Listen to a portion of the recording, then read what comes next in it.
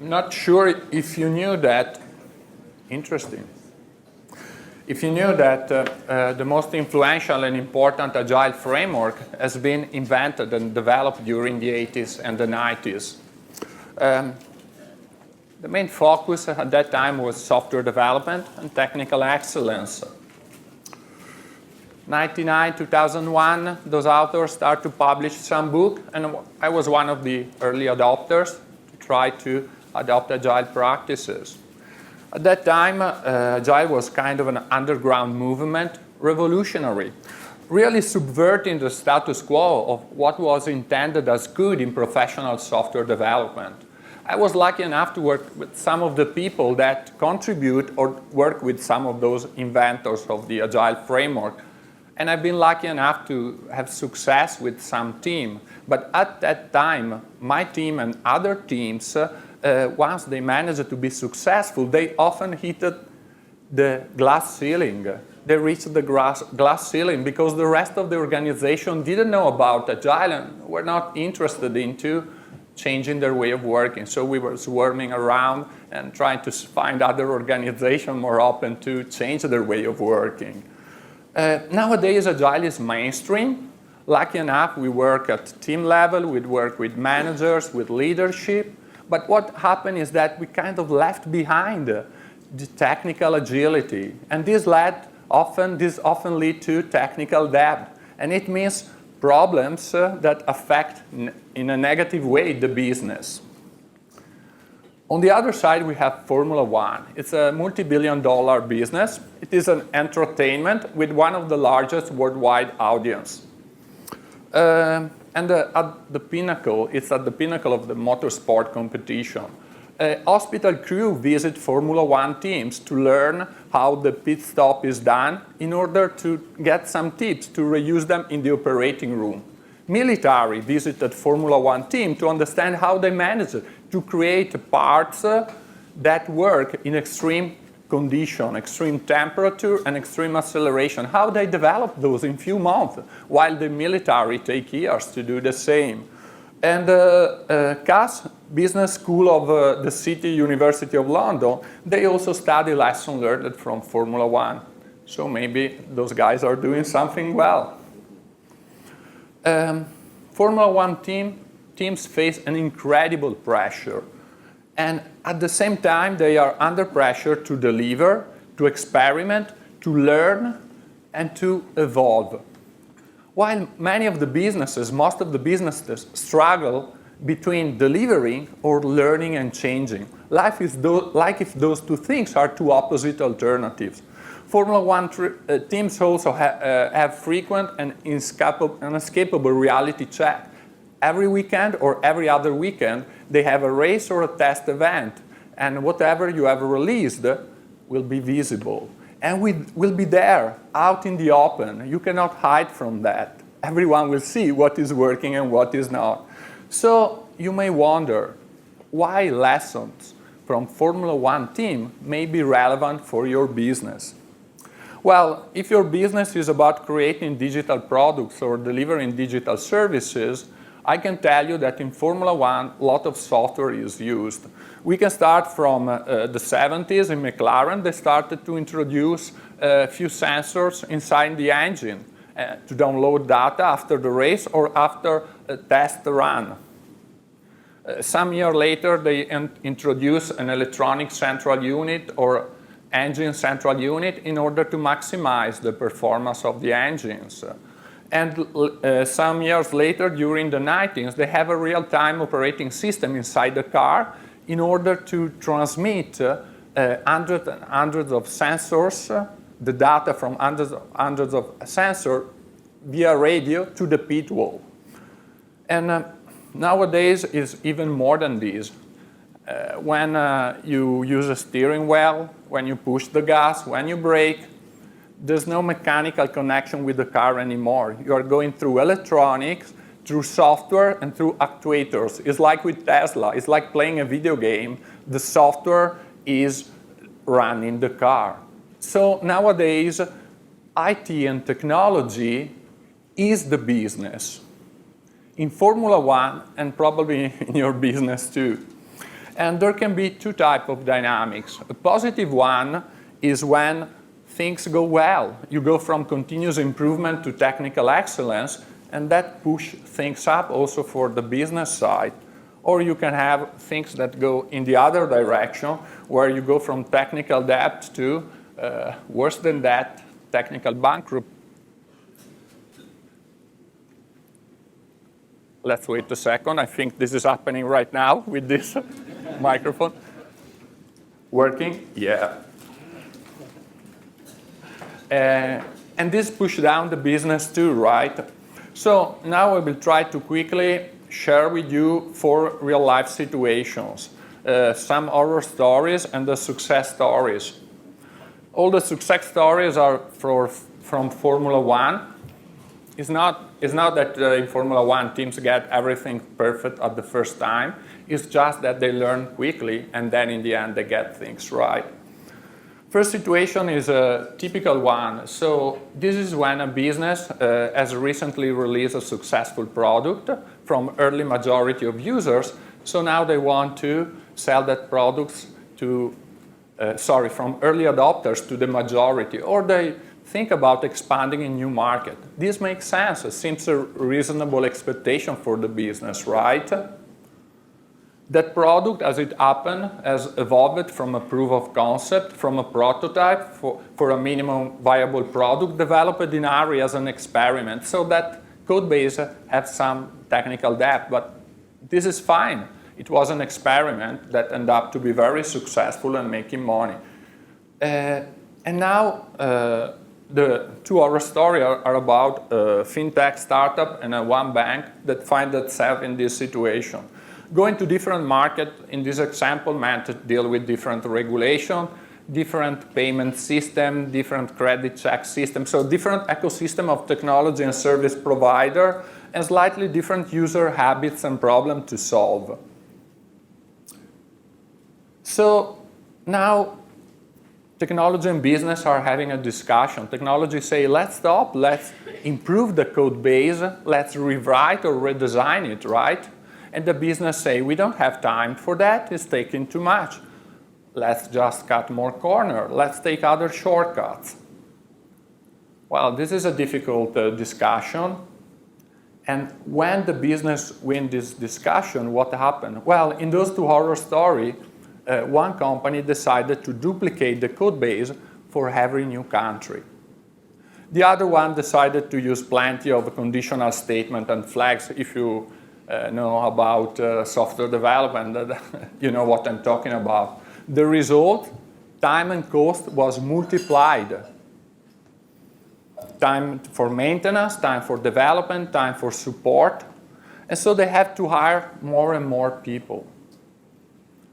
In other situations, less often, technology can win that type of argument. And so the business is being told, let's wait, we are going to do redesign and rewrite everything.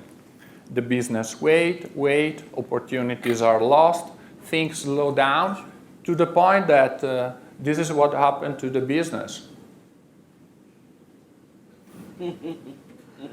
Not good, right? Even in Formula One, Formula One teams have to deal with similar problems. There are ad hoc solutions. You know, race engineers are actually good at writing software. They may use macro, VBA macro with Excel, MATLAB, Simulink, and they try to find an experiment solution, maybe specific for one track, or experiment something for a small group of users. When that experiment is working well, they come to the software department and say, we would like to use that for everyone. And then this means that they have to make it multi-user, multi-site, remote access, data replication, security, backup and restore, versioning, automatic rollback, a lot of work. Instead of having that argument that I described before between technology and tech, what they did was different. They had a conversation with the business. They explored the options, and they suggested how to tackle the technical debt gradually through simplicity, using emergent design, introducing flexibility where it was more useful for the business. And so the technical excellence was finalized at specific business need. And the technology was able to actually deliver gradually what was promised, building trust with the business. Here another situation.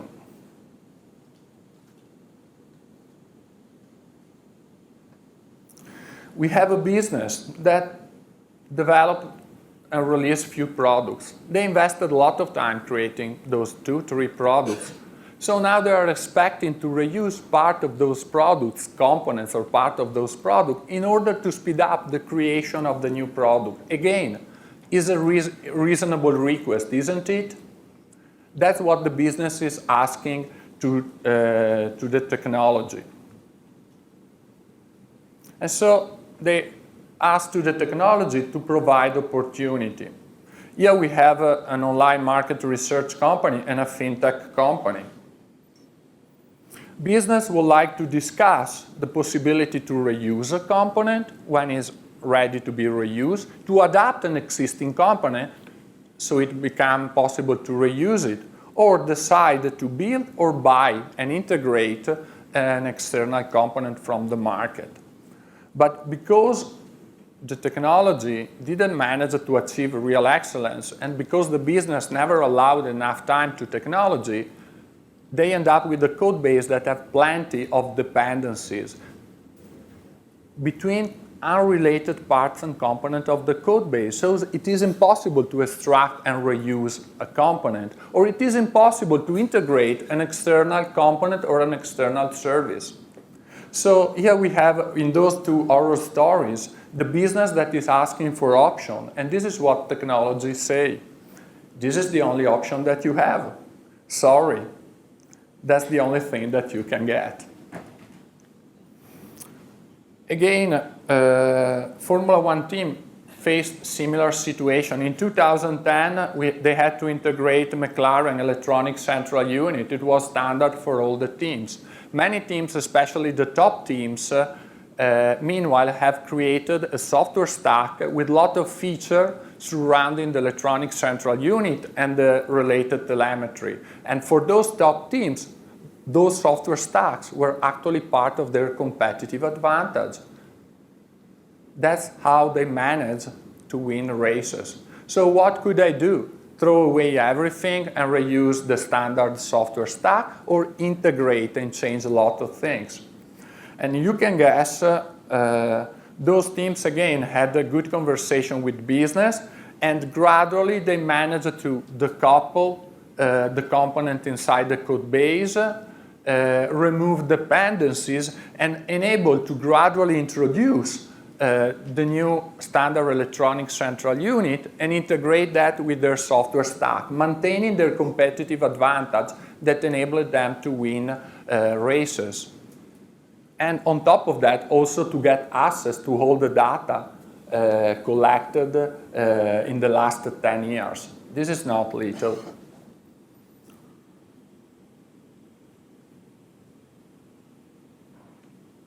I think we are a little short on time, so this is another situation where business and technology are struggling. This was an online gaming and betting company. They were the first on the market initially. So high revenue, big margins, lot of market share, but they didn't pay, again, the right attention to technical excellence.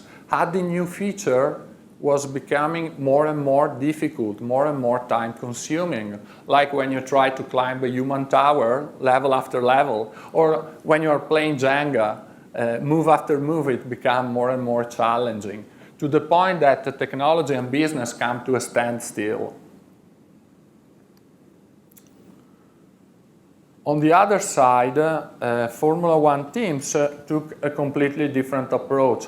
They pursued a technical excellence in a way that enabled them to go faster. But not technical excellence by the book. They try again to understand which technical excellence, which practices were actually beneficial for the business.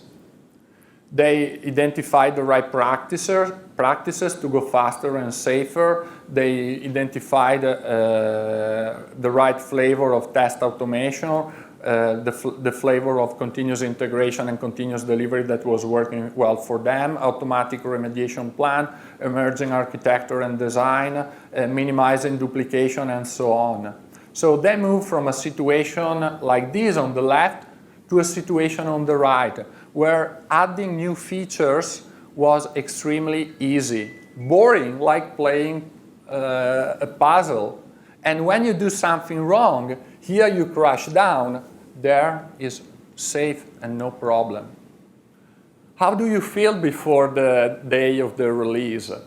Do you feel like this? Everyone is excited and nervous before going live, or do you feel like that? I think this gives you an idea where you are in terms of technical debt. And then we have the final destination.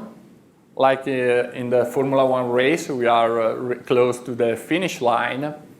And all the horror story that we heard lead to this final destination. The business is struggling to ensure basic reliability, keeping customers and users happy, dealing with problems with the company reputation, and interruption to the system and the services that actually affect the revenue stream. What the business did in this situation? Well, they come up with this great idea. Since everyone is busy doing bug fixing and we cannot release new feature, let's have two groups of teams. One group will deal with the releasing new stuff, and the other will deal with bug fixing, right? The first group was rewarded to release crappy software quickly. The second one was rewarded to fix bug quickly without removing the root cause of the problem. This led to increase 10 times the head count because they had to hire more and more people, and the business and technology came quickly to a standstill. What Formula One teams does is quite different. If you look Formula One races, you recently may have heard the problem that has been caused by software. I remember Hamilton having a problem because of a software strategy bug, and he lost the race. Before it was Alonso against Webber, and Vettel won that time, another bug on the race strategy software. Before was Massa stranded because of a problem integrating the electronic central unit. And that time, during the last lap of the last race, actually it was the last corner, Hamilton won. If Massa wasn't stranded in that qualification, maybe he would have been the one that won that championship. So Formula One teams have teams that are responsible of the whole life cycle of a software product, from the ideation to the commissioning, everything. Instead of just fixing bugs, they remove the root cause. And instead of the last mile, they do testing and quality assurance from the beginning and continuously, together with automatic remediation plan. I will quickly like to share with you some of the learning from Formula One teams. Beware, those are not silver bullets, are just example in context, because the underlying message is that you cannot practice technical excellence by the book. That is what I call cargo cult technical excellence. You have to experiment, inspect, and adapt, and find what was good for your business. So first learning is about a growing mindset. I mentioned it before. Formula One teams continuously deliver, experiment, learn, adapt, and change. In most of the business, you find a conflict and a separation between delivering and learning and changing, as if they were two separate activities. And that is a mindset, not a practical problem. You can only learn doing. You cannot stop and say, today we just learn, doing nothing. Blameless culture. Formula One team do a thorough analysis, root cause analysis of every mistake and problems that they face during testing and race. But in order to do that, they need a blameless culture so that they can learn from mistakes and avoid repeats. The only thing that is punished is when you miss a learning, when you learned something and you repeat that mistake twice. That's the only thing that is punished. Everything else is not punished. We have a blameless culture. Then we have a deep collaboration between technology and business. And we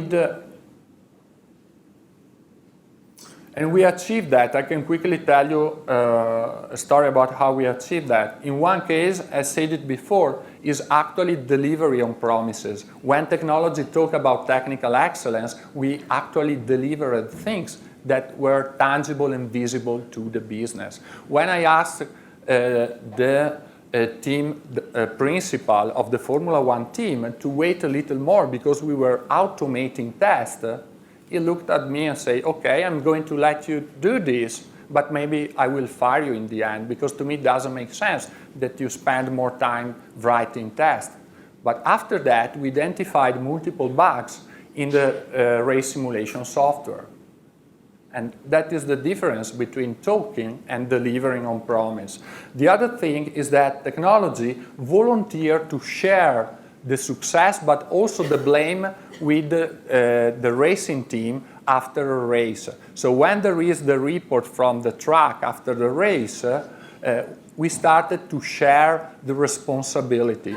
Before there was like, it was us, it was you. We start to be with them, connect with them during the race weekend, and then share the responsibility of the problem. This is where they started to feel us as part of the team, and we build trust with them. And then I mentioned before the fast feedback loop, working and collaborating together through very quick feedback loops. We are near to the finish line. Craftsmanship in software development is important, but it's only the starting point. I mentioned to you before that nowadays all those learning that comes from 2000, 2001, 2002 about technology has been lost. For example, many teams, when I talk about continuous integration, they mean we have a continuous integration server.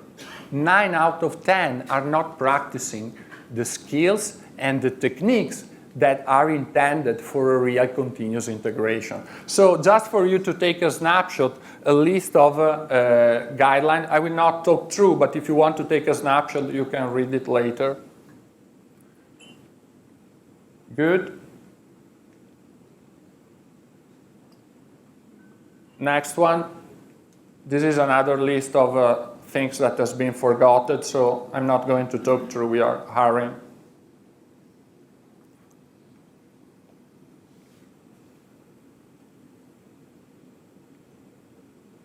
Not me, the slide. I'm not that nice. Sorry about that. Last one, and most important, technical excellence makes sense only in context. Don't look at technical excellence by the book.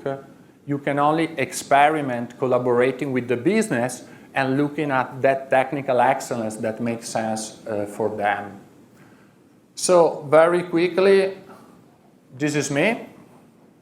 And I also have a co-presenter. One of the practices that are very important is pairing. It seems like today we forgot about working in pair. I think the previous presenter, super cool, working in pair.